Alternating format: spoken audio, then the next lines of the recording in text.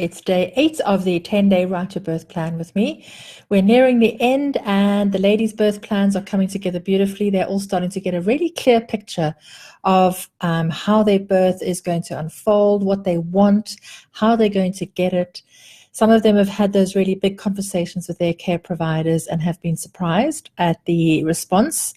One or two have even chosen to change their care provider because of the responses that they've got, and rather now than later. Luckily, both of the two who've decided to change are in their second trimester, so they still have plenty of time to shop around and find somebody who is going to support all their wishes for their birth. And today we're talking about the 8th P, which is your partner.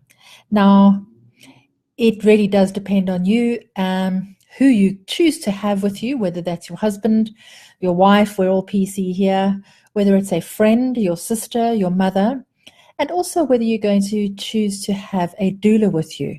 So, sorry, I was just checking to see if the microphone's working. And the value of a doula. So a doula is somebody who is trained to be with you during labor.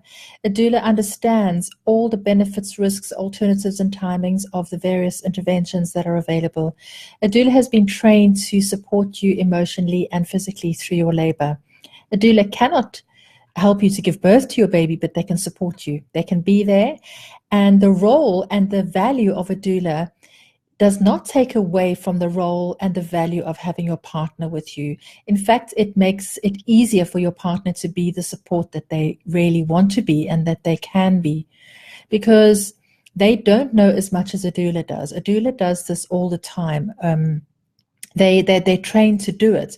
So by having somebody there that you have full trust and faith in, that you've developed a relationship with over time throughout your pregnancy, really gives your partner, your husband or wife, the space to support you completely, knowing that whatever they're doing is the right thing, because the doula will assist them and guide them, or, if they're not sure, they can look to the doula, who can then say, well, how about trying this or trying that?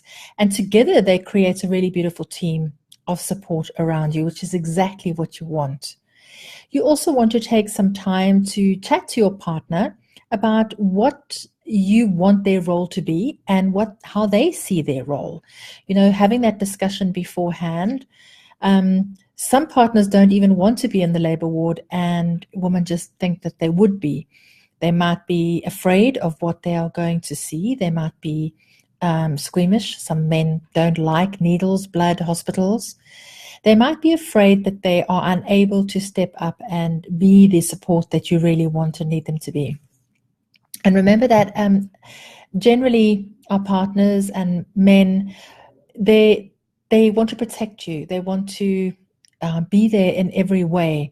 And if they're not sure how to do that, then sometimes it's easier for them to step aside.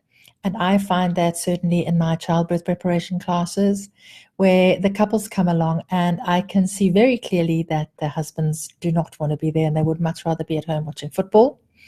But I focus a lot of my attention on them and really give them very clear guidelines on how they can support their partner. And they leave feeling empowered. They leave feeling knowing what it is that they can do, what's expected of them, and with the tools to be able to do that. And the value of having your partner being able to coach you through the breathing, of knowing the different positions and being able to suggest them at the right time, of being able to assist you into those positions and being your spokesperson is invaluable. It is priceless.